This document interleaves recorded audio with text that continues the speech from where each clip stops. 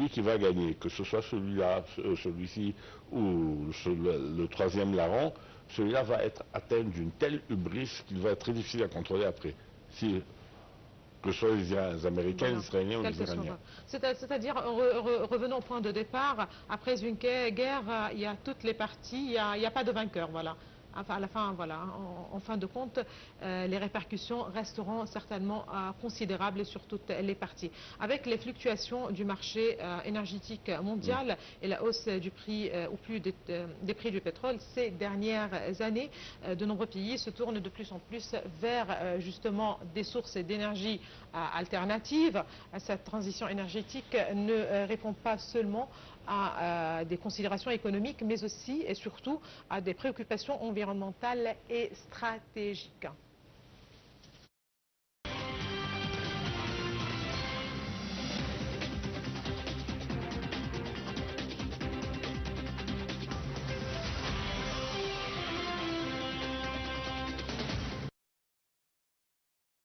La dépendance au pétrole constitue depuis longtemps un défi pour les économies, notamment pour les pays importateurs d'énergie.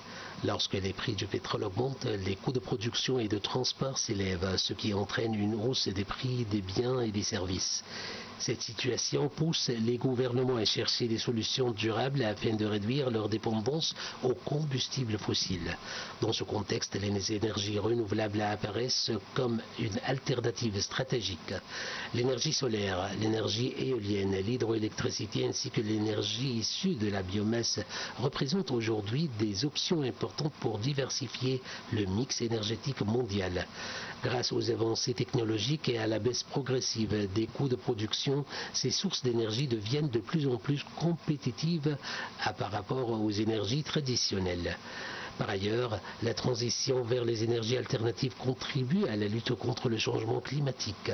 La réduction des émissions de gaz à effet de serre est devenue une priorité pour de nombreux pays qui cherchent à respecter leurs engagements environnementaux internationaux.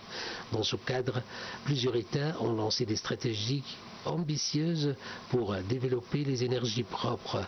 Des investissements massifs sont réalisés dans les infrastructures énergétiques, la recherche scientifique et les projets d'innovation afin de garantir une production d'énergie plus durable et plus stable. L'orientation vers les énergies alternatives représente également une opportunité économique. Elle permet de créer de nouveaux emplois, de développer des industries technologiques et de renforcer l'indépendance énergétique des pays. Ainsi, face à la volatilité des prix du pétrole et aux défis environnementaux, la transition vers les énergies alternatives s'impose progressivement comme une nécessité stratégique pour l'avenir de l'économie mondiale et pour la stabilité énergétique internationale.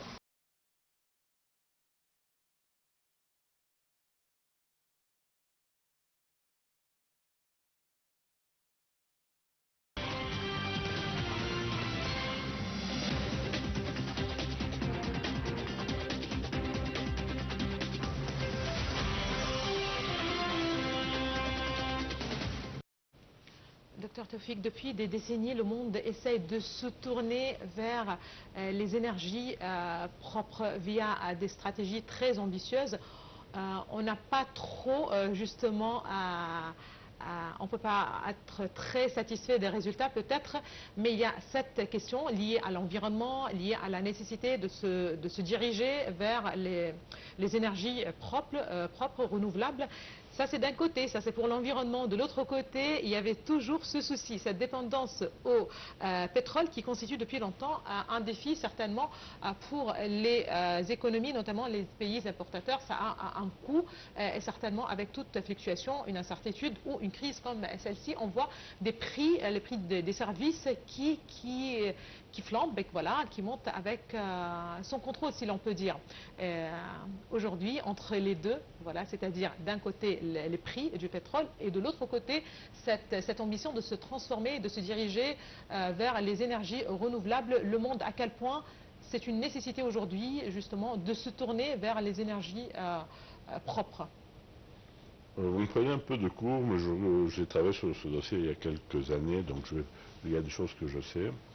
Il y a un réchauffement climatique, ça me semble indéniable, mais que j'en sois convaincu n'a aucune importance.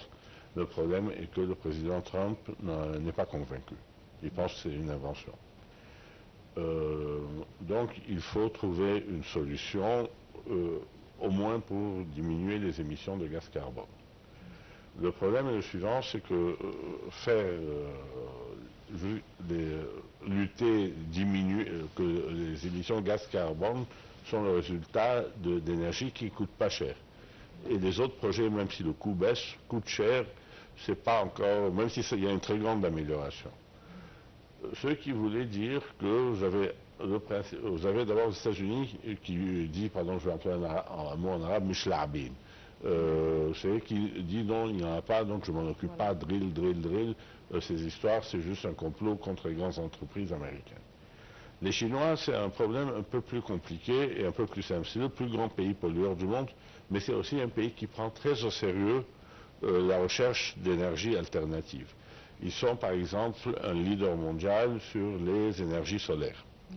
La position du président Trump va contribuer à renforcer l'hégémonie chinoise sur cette affaire. Les pays africains sont pauvres et ils ont besoin de réussir leur développement. Je dis pays africains, mais il faut voir aussi que la Chine et l'Inde deviennent plus riches et ceux qui deviennent plus riches en général polluent davantage.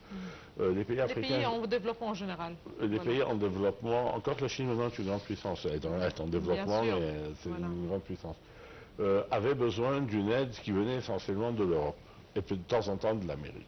Maintenant, l'Europe croule sous les obligations financières. Il y a à soigner sa défense, il y a le coût de l'énergie, il y a ceci. Est-ce qu'elle va être en mesure de continuer à aider l'Afrique à faire cela c'est dans son intérêt, mais est-ce qu'elle va réussir? Je ne sais pas. Il y a l'autre problème, c'est que la Chine et la Russie, ensemble, ce n'est pas n'importe qui. Et le président Trump, maintenant, s'est joint à eux, ont une tendance à utiliser toutes les cartes comme des armes de guerre. Le commerce, l'énergie, tout est, entre guillemets, en anglais, weaponized. Et donc, il y a ce problème que ça va compliquer le calcul de tout le monde. Après cela, par exemple, le Maroc a pris beaucoup d'avance sur le créneau énergie solaire. Nous devrions faire la même chose. Nous avons développé un parc d'éoliennes. Il est évident que c'est important. Après cela, pour le moment, les seuls... Et d'énergie solaire, un parc d'éoliennes et d'énergie solaire. Oui, mais nous sommes un peu en retard par rapport au Maroc. D'accord. Peut-être que nous l'avons comblé, mais je n'ai pas travaillé très récemment sur le dossier. Voilà,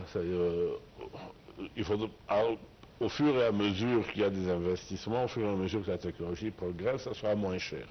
Pour le moment, ce n'est pas encore tout à fait le cas. Ça finira par arriver.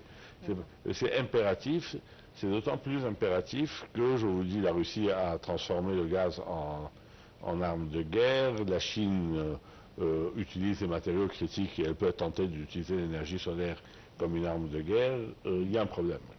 Très bien. Voilà, on a les images, les éoliennes que vous venez justement de citer. Je rappelle là, les panneaux solaires dans le sud de l'Égypte, c'est le parc le plus important, le plus grand au Proche-Orient.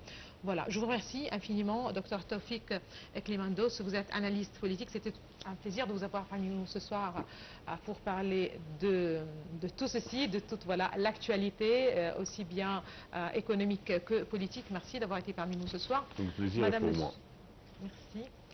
Madame, monsieur, merci à vous aussi de nous avoir suivis. Je vous laisse à présent avec la guerre en Iran qui a transformé les infrastructures numériques en cible de guerre directe avec des frappes de drones contre des data centers au Moyen-Orient et une recrudescence de cyberattaques iraniennes. Et les infrastructures vitales sont exposées à des paralysies temporaires, augmentant davantage les risques de déstabilisation mondiale. Ça va être un commentaire jusqu'après, ça va être la fin de nos émissions en française pour ce soir. Extension de programme sur l'international.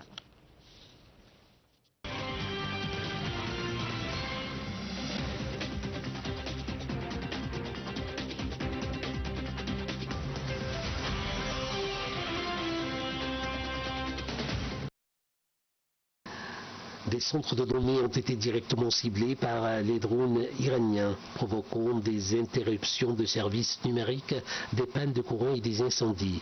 Les cyberattaques visent les infrastructures vitales pour semer le chaos, affectant les banques, les sociétés de paiement, les applications de transport et les systèmes de refroidissement des data centers. Des groupes de pirates alignés sur l'Iran ont intensifié leur attaque, notamment via l'espionnage de caméras de surveillance connectées au Moyen-Orient. Les analystes s'inquiètent de la fragilité des câbles sous-marins et des points d'atterrissage essentiels au trafic Internet qui pourraient être compromis.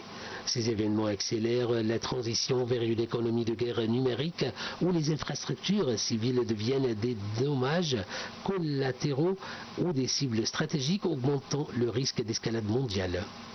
Ces frappes soulignent la nécessité de renforcer la sécurité des infrastructures numériques face aux conflits modernes.